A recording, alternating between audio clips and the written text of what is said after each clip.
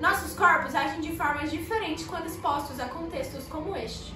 Para entendermos melhor como isso acontece, reunimos nossos repórteres para explicar esses fenômenos que acontecem no nosso corpo humano. Roda o VT! Você sabia que a nostalgia pode aliviar a dor física? Quem não ama olhar fotos de quando ainda estávamos na infância? Ou até mesmo escutar histórias de pessoas mais velhas sobre quando você ainda era apenas uma criança? Pois é, esse sentimento nostálgico pode ter uma ação analgésica na sua dor.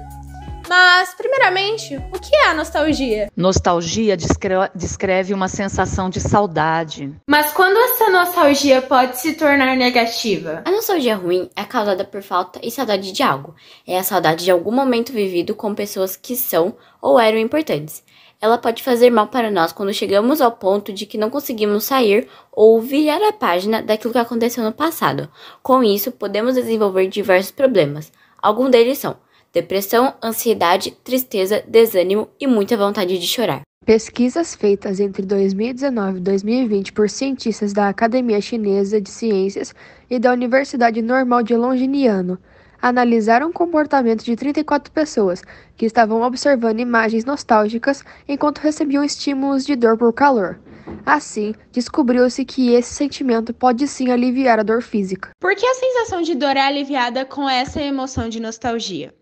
O novo estudo mostrou que o tálamo, que é o tecido de neurônios situados em uma determinada zona do diencéfalo, e o diencéfalo, que é a parte do cérebro que controla as emoções e sensações do homem, integra essa informação de nostalgia e desencadeia uma resposta à dor mais controlada. A visualização de fotos, músicas, filmes e histórias nostálgicas também diminui a atividade em duas áreas do cérebro relacionadas à dor. Apesar de serem encontrados vários benefícios sobre o uso do sentimento nostálgico para aliviação de dores, isso não pode ser considerado como uma solução geral, já que a nostalgia é uma experiência emocional própria e varia de organismo para organismo. Gostou dessa matéria e quer saber mais sobre o assunto? Abra a câmera do seu celular e aponte para esse QR Code que está aqui no canto da tela. Isso levará vocês até a matéria que nós usamos para escrever essa reportagem. Espero que vocês tenham gostado e até a próxima! Falando sobre emoções, algumas delas foram intensificadas durante a pandemia do coronavírus, tais como a ansiedade, que foi bastante recorrente entre as pessoas que passaram por esses momentos tão difíceis. Mas agora, você sabe o que é ansiedade? Bom, ansiedade é um sentimento vago e desconfortável de medo e apreensão, caracterizado por tensão ou desconforto derivado da antecipação de perigo. Bom, agora que vocês viram que a ansiedade foi um sentimento muito presente durante a pandemia, vamos explicar como a ansiedade age no corpo humano. 1. A amígdala responsável por dar o alerta é acionada no cérebro. 2. Os sentimentos são analisados pelo córtex pré-frontal e ele é responsável por fazer uma análise racional da situação. 3. Os pulmões trabalham rapidamente para que os músculos tenham oxigênio suficiente para ficarem prontos para exercer qualquer sinal ou função. Por isso, é comum que o ritmo da respiração fique curto e que haja falta de ar. 4. Os batimentos cardíacos aumentam, fazendo com que o sangue circule com mais intensidade. 5. Nesses momentos, o corpo não prioriza a digestão, fazendo com que esse processo fique mais lento e, assim, possivelmente ocasionando diarreia. 6. É importante lembrar que durante as crises de ansiedade é muito comum acontecer tensões musculares, tremores, problemas digestivos, até mesmo transpirações excessivas. As transpirações excessivas acontecem por conta das glândulas sudoríparas, que elas são responsáveis pela geração de suor. Elas aumentam a produção e isso garante com que a temperatura corporal se mantenha equilibrada. Pesquisamos mais a fundo e descobrimos que a ansiedade é uma emoção. Caso você não saiba o que é uma emoção, bom, a emoção é a reação imediata a um estímulo emocional. E ela pode estar ligada a alguma coisa que mexe com você. Isso pode provocar uma sensação agradável ou desagradável. Juntamente a isso, procuramos um especialista para que pudesse responder a nossa pergunta. Qual é o sentimento mais difícil de ficar guardado na nossa memória? Um sentimento muito triste ou um sentimento muito feliz? Eu acredito que os momentos tristes têm uma chance maior por conta da nossa sobrevivência, nosso instinto de sobrevivência. Então, normalmente, quando acontece uma coisa muito ruim pra gente, a gente grava para que aquilo não aconteça de novo, porque nós temos um instinto muito grande para sobreviver. Eu espero que vocês tenham gostado e até a próxima. Tchau! Olá, bom dia! Hoje viemos falar um pouco mais sobre o medo, junto da presença da psicóloga Maria Regina. que vai nos ajudar a entender um pouco mais sobre essa emoção e como ela funciona. Mas o que é o medo? Bom, o medo é um sentimento muito importante. Ele é um sentimento que nos ajuda, inclusive, a nos livrarmos do perigo, a nos livrarmos daquilo que pode ser danoso ao nosso redor. O medo é uma reação involuntária que é desencadeada por uma percepção de perigo que pode ser real ou imaginária. Como dissemos, podem ser medos reais ou imaginários. Mas o que seriam eles? Os medos reais são aqueles que realmente existem, como medos de insetos, assaltos e entre outros. E os medos imaginários são aqueles medos psicológicos que estão apenas na sua cabeça, como o medo de monstros. E quais são os principais medos da sociedade? Os principais medos da sociedade são rejeição social, com 38% da sociedade, e violência, com 66%. Insetos, com 49%, e fracasso individual, com 78%. Gostou da nossa reportagem? Clica aqui para ver uma notícia mais completa sobre o medo. Bom dia, sou Samuel e junto com Guilherme, Heitor e Felipe vamos apresentar um pouco sobre o sentimento de tristeza. Vamos lá?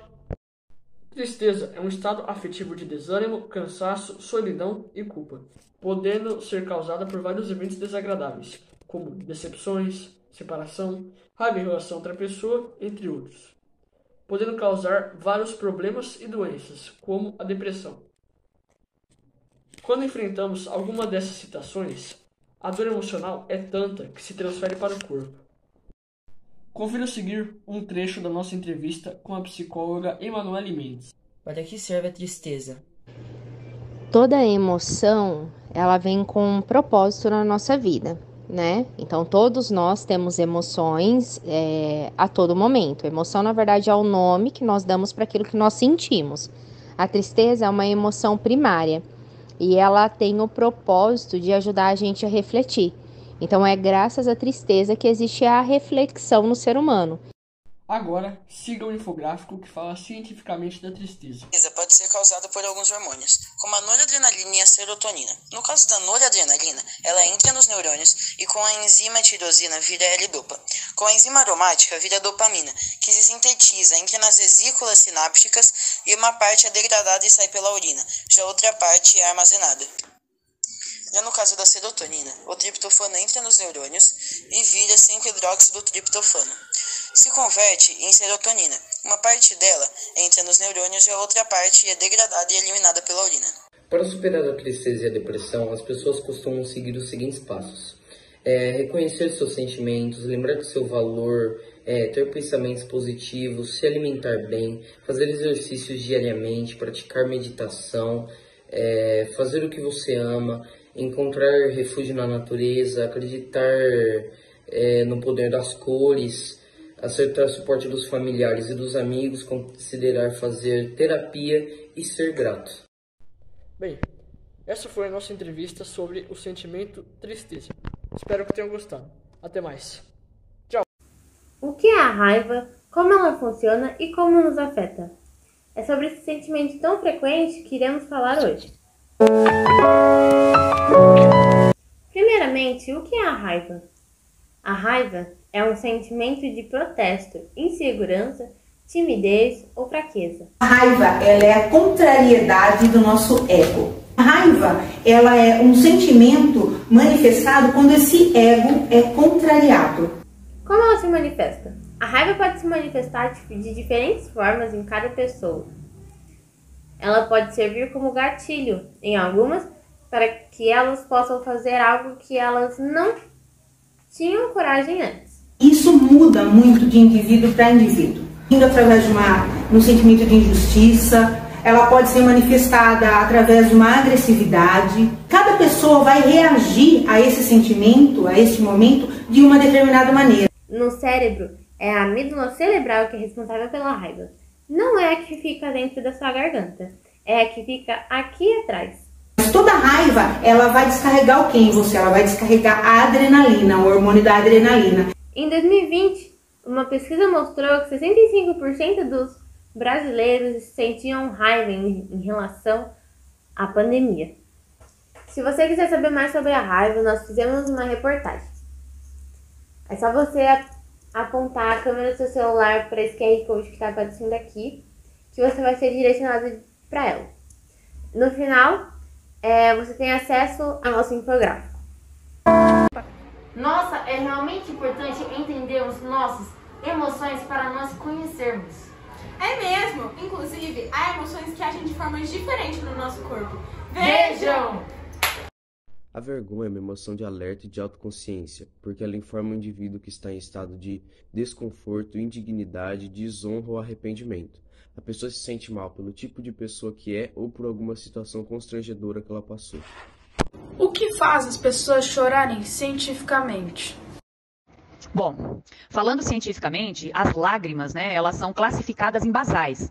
Ou seja, são produzidas continuamente para lubrificar o olho, que pode estar irritado por exposição à poeira, ou a componentes químicos, Ou então podem ser também emocionais, que são aquelas produzidas em respostas às emoções.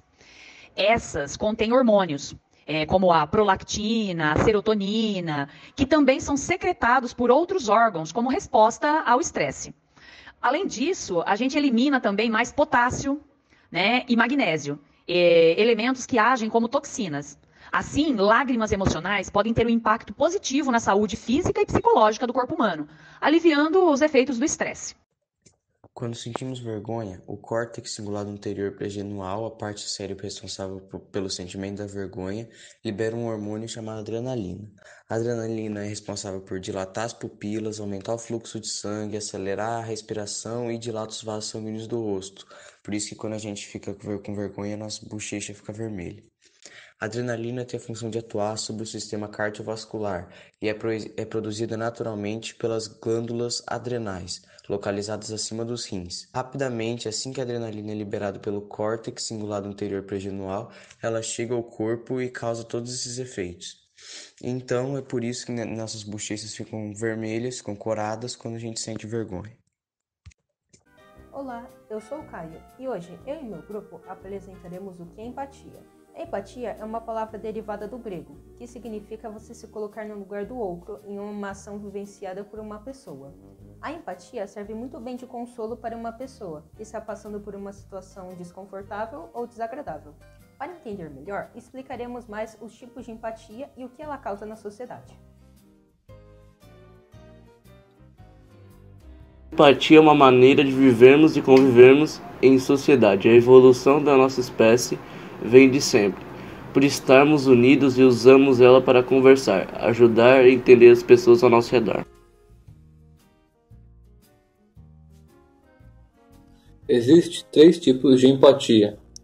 Tem a cognitiva, que é a habilidade de identificar como a outra pessoa se sente e o que ela pensa. A emocional, que é compartilhar sentimentos com outra pessoa. E a compassiva, que é você se colocar no lugar de outra pessoa. Além disso, de acordo com um estudo feito no Laboratório de Neurociências da Universidade do Colorado, diversas partes do cérebro são ativadas e responsáveis pela geração da empatia. O córtex pré-frontal é responsável pelos sentimentos e de solidariedade e de compaixão. Pessoal, esse foi o trabalho. Espero que tenha dado para entender o que é empatia, quais são os tipos de empatia, o que ela causa e em que parte do cérebro ela se concentra. Muito obrigado por nos ter acompanhado e tchau! Bom dia! Hoje falaremos sobre como as emoções agem no nosso corpo.